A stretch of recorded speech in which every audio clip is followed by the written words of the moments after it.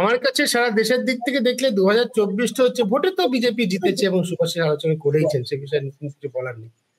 বলা যেটা হচ্ছে এই বছরটা হচ্ছে সারা দেশ জুড়ে মন্দির আবিষ্কারের বছর, মানে মসজিদের তলায় বিশেষ করে মন্দির আবিষ্কারের বছর, এবং দ্বিতীয়ত হচ্ছে আম্বেদকরকে নতুন করে আবিষ্কারের বছর। দুটো গুরুত্বপূর্ণ রাজনৈতিক ঘটনা ঘটে থাকে সেটা, এবং আর একই সঙ্গে বলবো, এটা শুভাশিসের যা বলছে তার সঙ্গে সংযোগ আছে মহারাষ্ট্র নির্বাচনে আরএসএস বনাম বিজেপি এই সংঘাতকে নতুন করে চেনার বছর।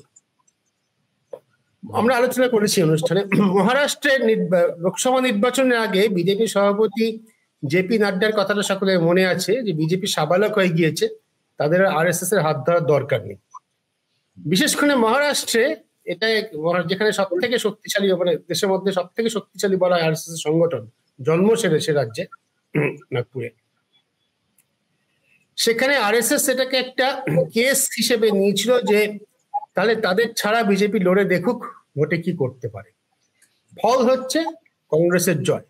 48টা মোট আসন, লোকসভা আসনের বিচারে দেশের দ্বিতীয় বৃহত্তম রাজ্য, সেখানে বিজেপি জিততে পারেনি, কংগ্রেস জিতেছে।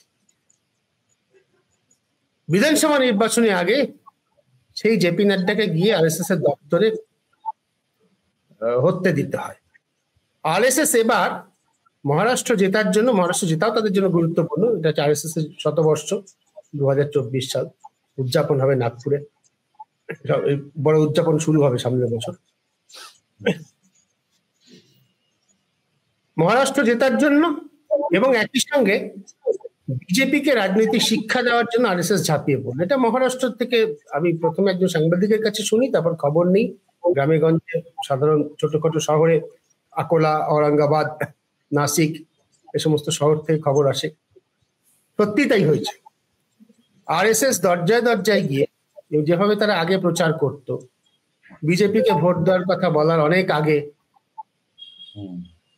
শহরের দোকানদারদের একত্র করলো, অটোওয়ালাদের একত্র করলো, ব্যবসায়ী, প্রতিষ্ঠিত মানুষ, ডাক্তার, ইঞ্জিনিয়ার, তাদের একত্র করলো, ছোট ছোট সভা করে তাদের বোঝানো এইটা হচ্ছে দেশের স্বার্থ, আরএসএস এর মতো যেটা আছে, দেশের স্বার্থে এই হওয়া উচিত, এই হওয়া উচিত। খুব খুব নিরুচ্চারে তারা বিজেপিকে ভোট দেওয়ার কথাটা বলে, প্রকাশ্য মঞ্চ থেকে বলেই না কখন। আরএসএস এর দাবি এবং এ দাবি সঙ্গত, তার ফলে মহারাষ্ট্রের যা ফল তাই হয়েছে। এখান থেকে কি আসছে? এখান থেকে যেটা আসছে সেটা হচ্ছে সারা দেশের কথা যদি আমরা আলোচনা করি, সেখানে দেখা যাচ্ছে কিন্তু এই যে অন্তত 6টি রাজ্যে, না 8টি রাজ্যে এই দাবি উঠেছে যে বিভিন্ন জায়গায় নাকি অন্য ধর্মের ধর্মস্থানের নিচে, প্রধানত মসজিদের নিচে মন্দির পাওয়া গেছে। কোথাও মন্দিরের টুকরো, কোথাও শিবলিঙ্গের ভগ্নাবশেষ, কোথাও নারায়ণ শিলা ইত্যাদি। মনে করা হচ্ছে এটা নারায়ণ শিলা। সাম্ভালে কি হলো? সাম্ভালে হলে এরকম একটা আর্জি উঠলো যে মনে করা হচ্ছে ওখানে মন্দির রয়েছে।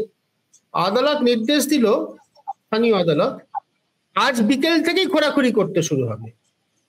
যে আর্কিওলজিক্যাল সার্ভে অফ ইন্ডিয়াকে নড়াতে বছরের পর বছর লেগে যায়, তারা বিকেল বেলা হাইকোর্টের নির্দেশ পাওয়ার পর বিকেল 5টার সময় কোদাল খুন থেকে চলে গেল খুঁড়তে, এবং তার জেলে আমরা 4টি প্রাণ হারালাম সেখানে। আরএসএস প্রধান মোহন ভাগবত কিন্তু বারবার বলছেন, তিনি কি বলছেন? তিনি বলছেন যে রাম মন্দির নিয়ে যা হওয়ার হয়ে গেছে, রাম মন্দির আলাদা ব্যাপার, আর সর্বত্র মন্দির খোঁজার দরকার নেই। তাহলে আমার কাছে একটা আশঙ্কার বিষয় যে আরএসএস এর এই যে, অর্থাৎ একটা সংগঠন আছে, একটা ভাবনা চিন্তা আছে দেশ সম্পর্কে 100 বছর ধরে, ভালো হোক মন্দ হোক তার সঙ্গে একমত হই বা না হই, সেটা সংগঠিত ভাবনা।